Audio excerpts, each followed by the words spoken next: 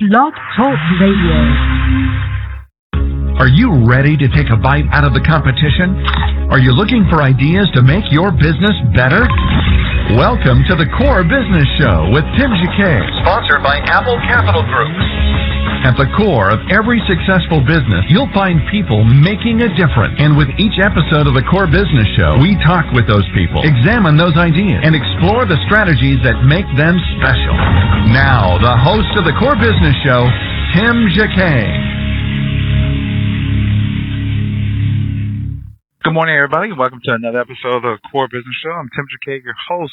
Today, I have a pleasure again to have Dr. Daryl D. He is going to talk about job strategies for the 21st century, how to assist today's college students during economic trouble or economic turbulence. So, anybody, if you have any questions, you can post those questions in the chat room, or you can actually text or email us. Email at info@Apple Capital Group, or you can just call in at 347-324-3460, 347-324-3460. So in the meantime, we're going to take a break for a moment and get Dr. Green back on the line, and we'll go ahead and begin with our broadcast. But in the meantime, we're going to take a commercial break and be back in a moment. You listen to the Core Business Show. You're listening to the Core Business Show, sponsored by Apple Capital Group. Apple Capital Group in Jacksonville, Florida, is a commercial lender that specializes in asset-based loans, equipment leasing and financing, invoice financing, commercial real estate loans, and asset-based financing in the U.S. and Canada. Apple Capital Group is a direct lender that lends on their private equity investment portfolio. 90% of most loans are decided within 2 hours, and vendor funding within 24 hours after documents are completed, with a one-page application. No slow no's, just a quick decision and a fast yes. To get more information about lending from Apple Capital Group, call 866-611-7457. That's 866-611-7457 to speak with one of our loan specialists. Or visit us right now at applecapitalgroup.com. Welcome back to the Core. Once again, here's Tim Jacquet. Now we have Dr. Daryl Green, who's going to talk about job strategies for the 21st century. Welcome back to the program, Dr. Hey, enjoying it. Glad to be here. Great. It's kind of ironic. Before we go into the topic, I remember sitting doing a seminar at the Potter's House about a few months ago, and we're talking about ABCs of business. And this lady, she was an accountant, and she works for the airport district. And she said, and I asked her, why do you have like 3 PDAs? She told me her story. She said, well, I have a CPA firm in Los Angeles. I said, okay, you in Dallas, Texas? Yes, but I am at the airport district and I'm over blah, blah, blah. And so I had to have a PDA for my company in Los Angeles. So, oh, wow. That's a lot of trust there. And then, of course, she has her job here at the district here at the airport. And then she had another consulting business. She said, well, today, Tim, you got to have like 3 jobs because you never know what's going to happen. Yeah. So that mindset, talking about job strategies in the 24th century and talking about your book, I think college students have to be faced with a lot today. When I went to school, my tuition was only $200 a semester, and my books was a lot more. But today, they're coming out of school with $100,000. Oh my gosh, $100,000 to $200,000. Our extra, we can live off of extra money, buy an apartment, whatever, or a car. But today, they don't have that. So what advice do you normally have for college coming out of college and coming to the workplace today? Well, I think the best thing, I think you have to be hungry. You have to be able to hustle. And like I said, we have 3 kids, all of them out the house now. 2 of them in college, freshmen and a junior senior. And one of the things, I think we're still trying to get them out. One of the things, I do go to university. There's a disconnect. And why I go? Because I'm a professional. There's a disconnect between what applause want and what students think they want. And you can see how that's a problem. So, I mean, of course, a GPA, they need to have their expectation, you need to have a 3.0. But in terms of the skills, the community, a lot of students don't have the communication skills. So some of them have been enjoying the college life, which I did. They have no experience. And companies today, again, I mentioned companies today expect people to have 3 to 5 years. It's called plug and play. That when you get the job, you go full speed. And so a lot of students they aren't getting experience. They think the GPA is just going to get it. One of the biggest things I talk about is they're not building relationships. They're not building relationships with professors. And what I found, you'd be shocked, but I found even with teens, a lot of them, this being general, but for the most part, a lot of them have been to the career center that'll help them get jobs. And I talk to career center individuals, they say they can't get students to come. And so I would say they need to, when you get in school, your freshman year, you need to go to the placement center. You need to understand. You need to start trying to work on internships. You need to be building relationships with them, but they're not doing it, and it's really. And so when they get out of school, they're frustrated. This is what they do. Most of the students they wind up, and there's a study that's saying 70% of the parents are now financing their students by 70% after they graduate. So they're paying they let them stay in school, go to grad school. They're paying their bills, let them have apartments, or they are staying with their parents. And so the parents still have that financial burden. And so a lot of them are frustrated. Wow. Frustrated at the outcome. But I think, your parents, a lot of them don't, some of the students don't want to listen. You're getting advice. And so I think that, you want to be grown, but you don't want to listen. And so I just think a lot of those things, listen, just taking advantage of those relationships. And it's all about relationships right now. For every one job, there's 25,000 applicants. You gotta help them connect. You gotta stand out. You gotta build your brand. And that's one of the things I try to encourage them to do. Well, is it easier to build your brand with social media today? Companies are looking at Facebook and looking at all these other these options. So parents need to be more proactive in saying, "Hey, look, maybe I had to shake them a little. At 18 you can't shake them." We don't have the prep law, so you don't want to do that. Oh yeah. Oh well, I guess you can't do that. Okay, yeah, I just heard about that. So you're actually going to have to be more proactive in kind of helping them build a career. And once they find what they want to do, you guys have to start marketing them as day one.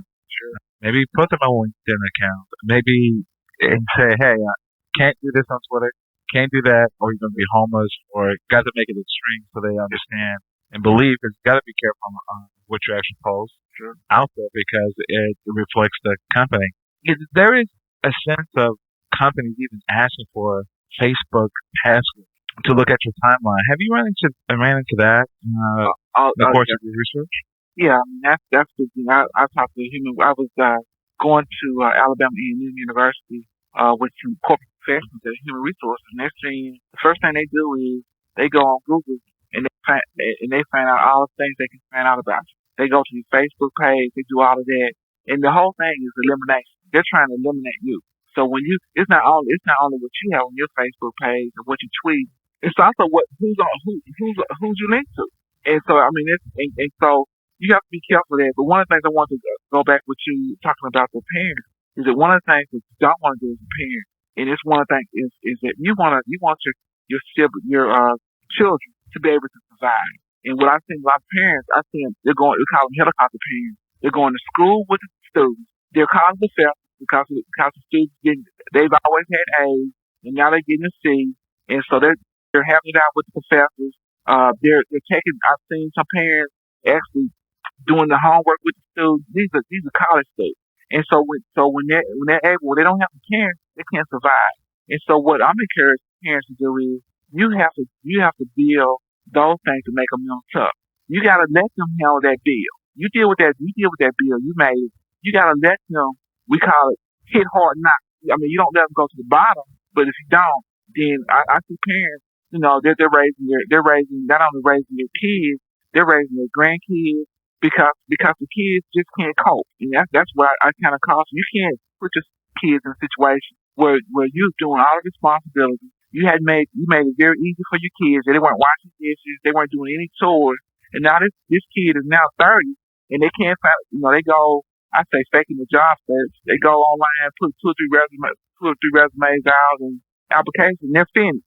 Not beating streets. I think still people like face-to-face, beating streets. So it's very complex. Wow. So when you wrote your book, did you just base that on your research and base that towards what you had to face with parents with 3 kids and they're going to be in this marketplace?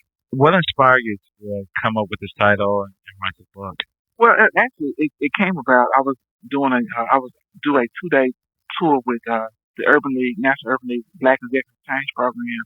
I went to Lane College, which has some renowned students. But again, I saw those gaps. Talking to the placement office, talking to the students, just talking to various students. So I started working, doing research, a lot of research on that. What is emerging? What are the hot things going on? What are students doing in order to be successful? So I started mapping those out, talking to some professors myself. Again, having 3 kids, I have my own test tube to see what's happening. So trying to put those things together. And I had a co-writer. He works co-worker with me, and he has a lot of experience in trying to encourage students. We try to put those things into this book to help these young people out and help the parents out to kind of to help those students know that you don't start looking for a job. You're a senior. That process needs to start when they're freshmen in college. So why parents don't they take for granted that things would take care of itself? Yeah, I think again, not stereotyping all parents. But I just think you got the kid. The kid just went to high school, just graduated. That is a major milestone. And you feel, hey, if you're paying the way, you figure you're paying $30,000 a year for your student, for your child. You just figure it's gonna work itself out. You just figure that they're gonna be able to find a job. And now with the economic crisis upon us, you just can't take that for granted. You got to make sure. I encourage. We did it for our kids that even as a freshman, that when they start school, that there are all kind of laws that they can't share information, registered office or the financial aid. So I had our kids go, and we went to the financial aid office. Went to the registered office and said, you need to sign this permission for us to do it. And our daughter was kind of reluctant. I don't want to do this. I said, well, if you don't do that, your financial support is not going to come from here. And so she did that. And I just think you have to know what your kids doing in school. We have some cases where I've heard some parents, the kid has flunked out of school. The parents are still paying, and the students are staying in apartments. That has happened. So you have to use some common sense and wisdom to have something built in place. You want to see those grades. And so that's why I kind of encourage the parents to take some responsibility to make sure that you invest in that amount of money into your child. When it comes to, there's some kids who just not point out to be in college. I guess if you have a special skill set, well, I guess, they a good communicator, or either go to a vocational school in high school. If they only pass the law enforcement, yeah, that's not a problem. Music, that's not a problem. Engineering, they go to those specialty schools, yes. You can really just gear them. They made it through that point. You can pretty much kind of keep that path going, because they're going to end up choosing that career path in high school. Hey, I want to go to the high school to perform arts because, or I want to go to the vocational school because. That's a great thing to start off with to keep things up. However, for that average high school that doesn't specialize in anything, now they're generalists, your kid might be good at high school level to get things done, might be academically ready, but just hate school. Now, I've heard this over and over. Oh my God, I just hate school. And I'm just graduating so I can just graduate and so I can get out and do my own thing. Yeah. And what do you say to that student or that youth and that parent? Hey, of course, what about the last episodes? We had you had the military, you had to become a religious. If you're lucky enough to get into the government, or go to a vacation school or college, and if they say, "Hey, I hate school," then maybe you don't want to sit in college. Yeah. But what I do is I would introduce them to musical chairs. I've actually done this. I have a student go walk around in musical chair, but it's a law of scarcity. It basically says that when a person perceives that something or someone they want is limited quantity, the perceived value of that becomes greater. And so there are not many distributing jobs left. You say so you have to have some kind of specialized skill or some sort of value that makes you worthwhile. There are again all these 15 million people unemployed. A lot of these individuals have degrees from noted schools. So that's why I say with branding. They're at the same time. That's I call it ironic, a paradoxical situation. Where at the same time, a company laying off thousands of workers, they're hiring some on. And so you have to have those skills, a unique skill set. My unique skills is engineering, business, strategic planning, all those packages in my right. So it sets me apart. So I'm not really an engineer, but really I'm not really a business person, but I'm a strategic. So you have to come up with a unique skill set that can't be duplicated in the marketplace. And for those individuals, so say for instance, they go back to that individual that hates school. You know, I just think if you hate school, but learning has to be a lifetime process, then maybe you need to become a CNA, certified nurse assistant.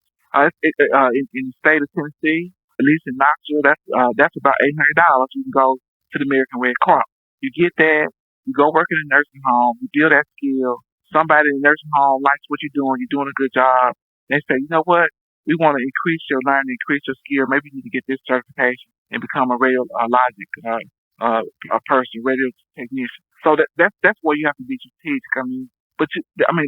I just maybe you can explain to me or your audience. I just don't see a way through this landmine of technology and innovation, not having any kind of skill. You can hate school, but the learning, you can learn yourself. But I just don't really see a path forward without continuing learning. Well, you will have. There's no way to get around it. But maybe if they say they really hate school, but you can send someone for a short period of time, Sure. like a vacational training. Sure. It's not really long. I think what people look at, what 5 years?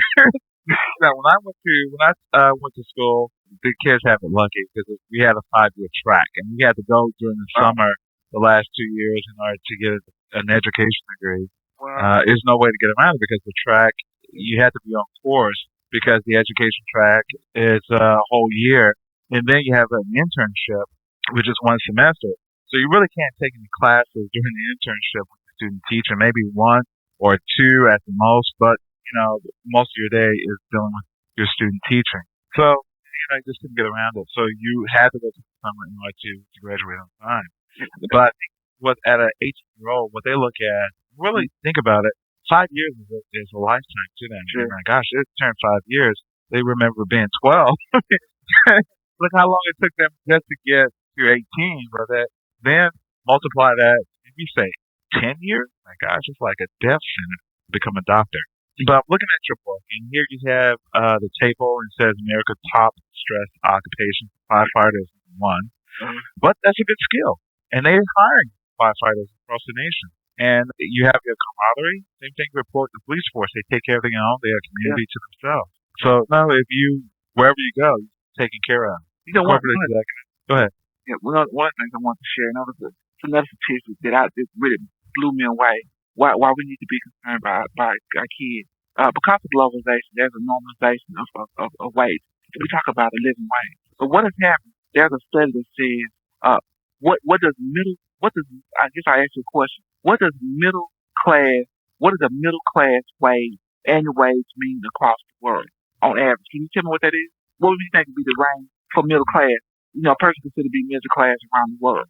Just the States or just in general? No, in general, like for different countries, take an average, United States, Europe. What do you think? The developing countries. What would you think it would be? 18,000, 20,000. Probably if it's third world. Well, we're taking the average. Okay, let's take the average. Let's say about 20. Okay. The statistic that I saw said between annually across the world, the average is between $800 to $8,000. Well, actually, $700 to $8,000. That's mind-boggling. Just like annual income. so this what I'm saying. And so what you're seeing, companies. I want cheap, and so they're going to all these underdeveloped countries, and they're paying them pay them $1,000. Well, they're paying another guy in the United States $70,000, or in the other United Kingdom or Canada, so this guy $60,000. They're paying this guy $1,000, and so companies around the world are trying to find these sectors where they can find these workers that actually what you're doing, you're increasing their standard of living. You understand what I'm saying? So you increase their standard of living. But so now you go back to this engineering job or this say an accounting job where this person is now making 60. They're going to India or somewhere else, and this person's getting $3,000 a year, and they're telling you, in order to be competitive, you need to. We'll hire you back on, and maybe you make $30,000 a year, and maybe you have to do something else. This is happening all across the country because because of all these things. Yeah, and you really look at it, in one sense, I guess that's why retirees normally will leave here and go to a foreign country and live it up because they can stretch their dollar a lot more. Yeah. They can live like a king versus being what they, what they here in the States. But I guess bringing them up to the mainstream and just using the world resources. When you talk about mortgage in the 21st century in your book, kind of explain that particular chapter. Yeah, the landscape. Mark, just kind of looking at what's going on. There's what we call the strategic foresight, and looking in the future, looking at trends. And one of the things that we talk about is the whole thing about globalization. I mentioned again, you have we're not really making too much. We're still making in terms of manufacturing, but a lot of those things are going abroad to companies like India and China. I mentioned again the age of part-time workers. Companies are trying to reduce people from less than 40 hours and working them to death. And so what we're seeing is the decline of the full-time worker and really the age of part-time worker. And I'm seeing it right now where you mentioned this term earlier. You have somebody working two or three different jobs, and they're not even seeing their kids, but they're just trying to make ends meet. And so I say that's not atypical. That's going to probably be typical for the future. And one of the things now is we're in a very diverse world, and so diversity, multicultural workforce where you have various people, Muslims, people from third world countries, people from all walks of life. They're in the same place. We already talked about this. The 4 generations is there. So companies really have not done enough in terms of making those workplaces acceptable. But that's what we're going to see more of that as people seek to continue to try to come to the United States, because in spite of what everybody says, everybody wants to be in the United States because there's so much opportunity. And again, I mentioned the quest for gold talent. People across the world are going to be searching for this unique skill set that you have. And with technology advance, you mentioned about the PDA. I just got a Kindle. People have iPods and tablets. But those things, with young people, those things are just how you work. They don't know how to function without those things. And social media, again, you take, and I think it's very interesting, you take a boss. He got a young person, 20 years old, and he's telling them that young lady wants to help make decisions. She just got on board. She wants to be a part of that. And her manager is a baby boomer. He says she has to follow the right protocol. And she's saying, what are you talking about? I got 20,000 people on my friends list at Facebook, and I have 10,000 followers. So I have as much influence as you. And really, she's right when you talk. Social media has really changed that, and I think those are some of the trends that we're looking at in terms of the future. Wow. I'm going to segue back to the lady that worked at the airport, and she's in managed positions there. But she did say, because I was wondering, okay, you have a firm in Los Angeles and you have this job here. Mm-hmm. She said she came here because of relocation because her husband, but her partner's still there in Las Vegas. But also she said she's sponsoring her kid to go to Harvard because she has to come out of pocket because she can't get enough aid to pay for him because of her position. So it came like that's one reason. Sorry, you mentioned, because her husband got relocated here, and she still have a firm, and she's still running there with that partner. And then she said, okay, while I'm here, work on get a second retirement. But the third thing was she was actually paying for her son's college tuition at Harvard. Wow. So that's probably why she was doing the third thing, because even though have scholarships is so expensive, and she didn't want him to be saddle strapped, and she'd be saddle strapped with parent loan. She just took anything she has on the third option. That goes all to just taking care of that debt. Wow. So I went for that footnote in for her. But that's going to be a really commonplace because we're talking about tuition from the 80s, which wasn't much at all. It was affordable. People can pay them, once a month salary for tuition for the whole year. But housing is another issue. Tuition, like the schools from the last 20 years have just gone crazy with tuition. Yeah. But you're up there, you can't necessarily have tuition at 3,000 or 10 because now your whole system is based on it. Well, go ahead. I'm sorry. No, go ahead. The whole thing, and it goes. I was just looking at my chart. One of the things I do, this whole thing about wealth creation. Why are you even going to school? You're going to school for an opportunity. And I have a little thing where I talk about wealth creation. In terms of wealth creation, is you think about a bar chart. On the bottom you have talent, skill level, and on the top you have opportunity. And in terms of, you have maybe a curve that talks about success. Success is networking, education. So you can take a person that has little talent but is given an opportunity, aka maybe Paris Hilton. She has an opportunity because her parents are famous, are rich. She don't have that much talent.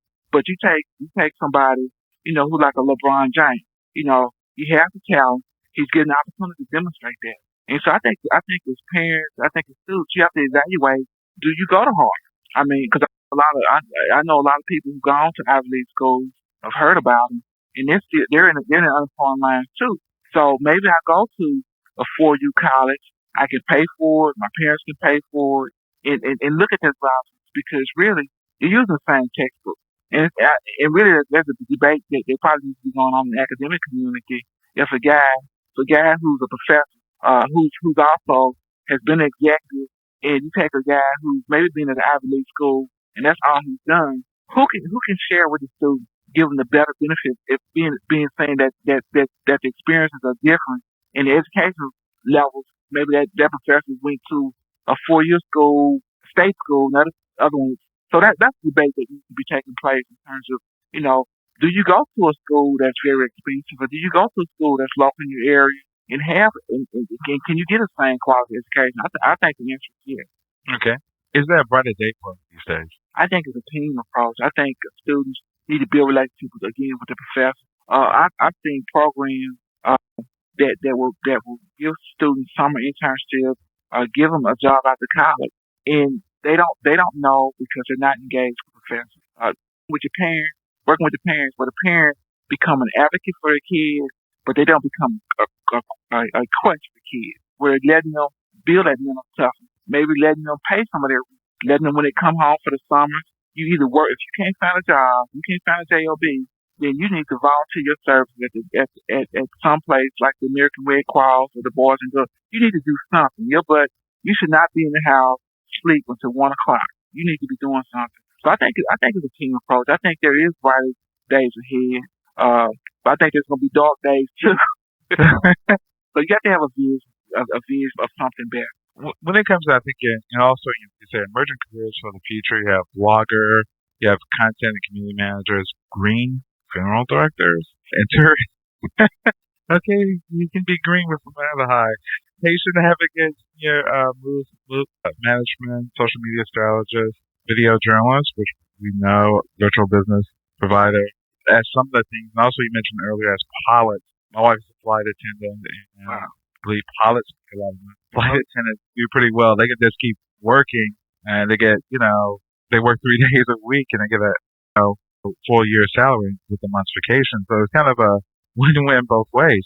But when you talk about a pilot, of course, if you want to become a pilot, FYI, I would say go to the Air Force and go that route, learn how to become a pilot from them, then go to the airlines because they will hire you faster from the military. They know you can fly, you have all these hours already built. Use that time, use that money for schooling on their dollar versus you paying out of pocket because it's really expensive for flights. But they make extremely, they're pilots hundreds, $200,000 range. Depends on experience and hours. But you got to touch about the general home director. What is that? Okay, well first, Tim, what you just described, the process strategic. You just took a situation. I want to be a pilot because, and you took the route in terms of doing it, using the military as a way of leverage. What I was going to say, that's really what students today have to do. In terms of green fuel direct, this whole concept of green, reducing waste, for the environment, that's really what it entails.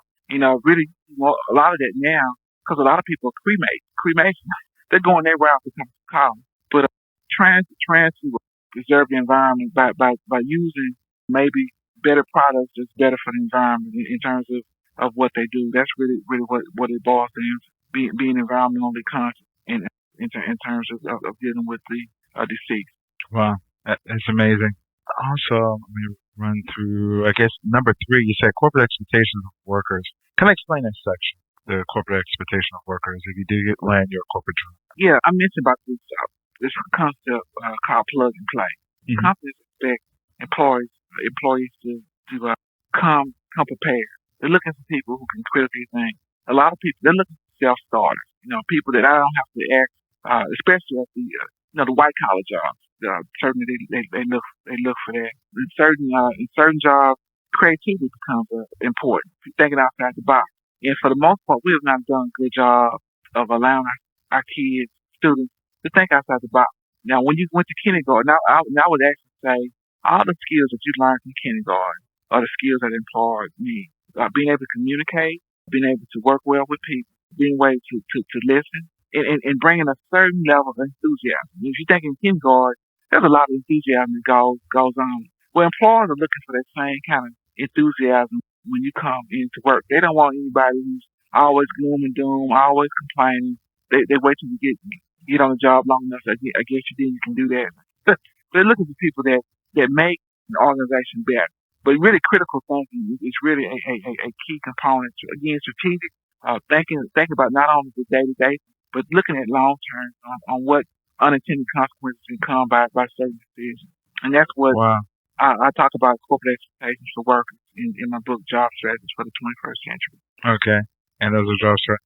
Okay. And you did mention Southwest in your article as well, and it's kind of ironic. The job strategies feature, you kind of list full sections that kind of explain those particular strategies. What is going to help that person prepare them for that particular job, and what they really need to be doing to try to land a job, even if they've been out for a while. I mean, that's great. I have a whole. Well, one of the things that your listeners may want to get a note. The biggest buzzword of 2012 is becoming indispensable, becoming very valuable, and have a unique skill set that cannot be duplicated. Again, one of the critical things is developing your own. When you come into when an employer looking at your Facebook page or looking at your article you wrote, how do you set yourself apart? So developing a critical brand is very important. Again, networking. Networking is also one of the attributes we consider being important part of being dispensable. Those things are really what we consider. There's more communication.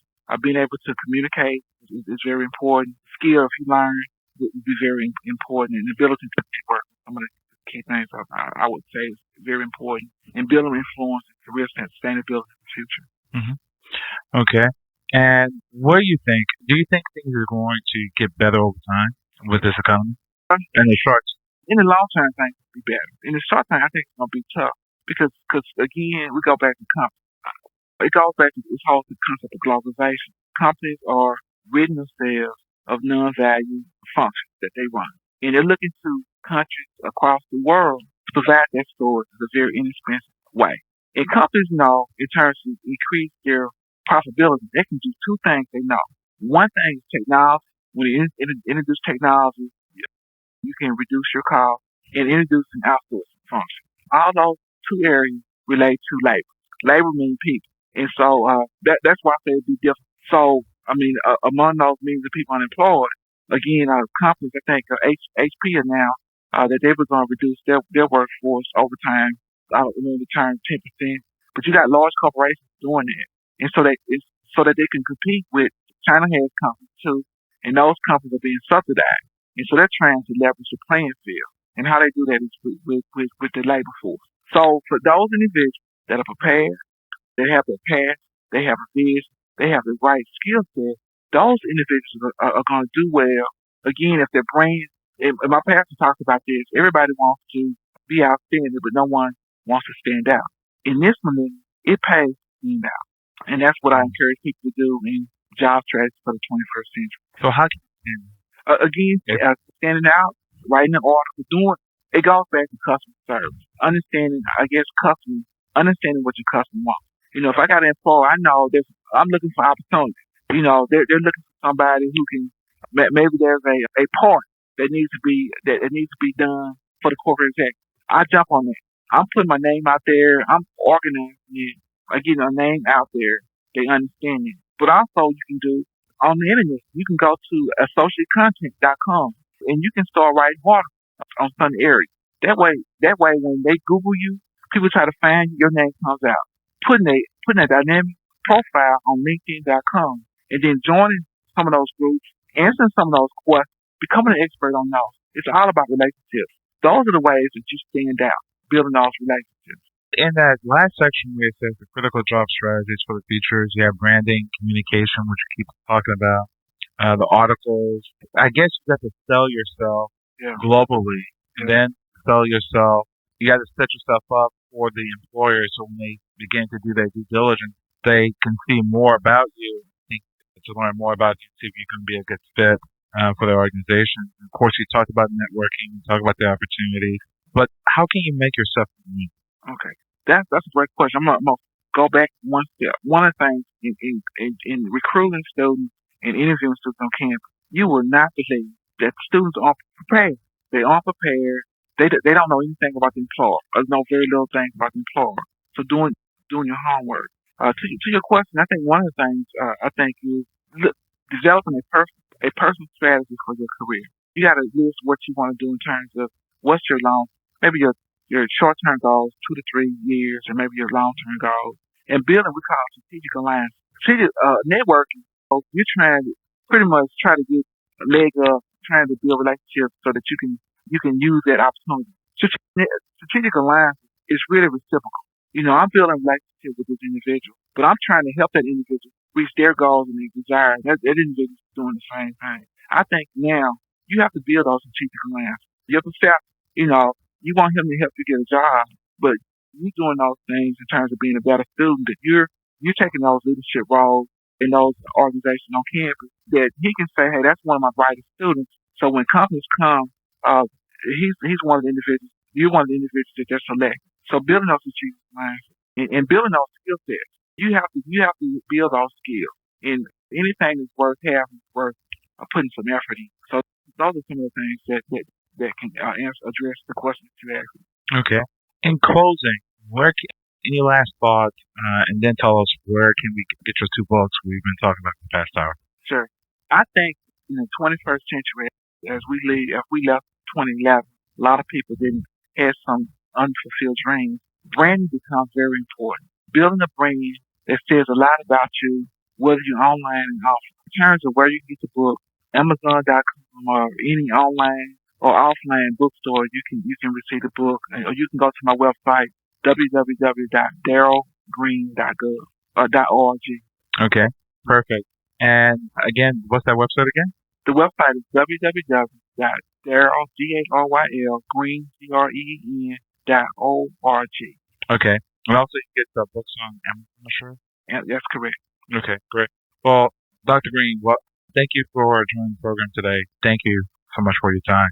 Thank you for doing a great job and getting information out to your listeners. Great. Thank you. Have a great day. Bye-bye. Okay, bye-bye. Again, this has been another production of the Core Business Show. I'm Tim J.K., your host. You can download this episode on iTunes on Blog Talk Radio. Everybody, thank you for listening to the program. We do ask you, producers reminded me, if you go on to iTunes, please go ahead and write a review about the show or write on the page to say, something that stood out with you that you enjoyed about the particular show or the episode or the speaker. Write those things about it. We really appreciate comments. Also, if you have any guests or show topics to suggest, you can email it to us at info@Apple Capital Group, and we'll be more than happy to take a look at it for next month. Thank you for listening, everybody. Everybody have a great day. Tim J.K. with the Core Business Show.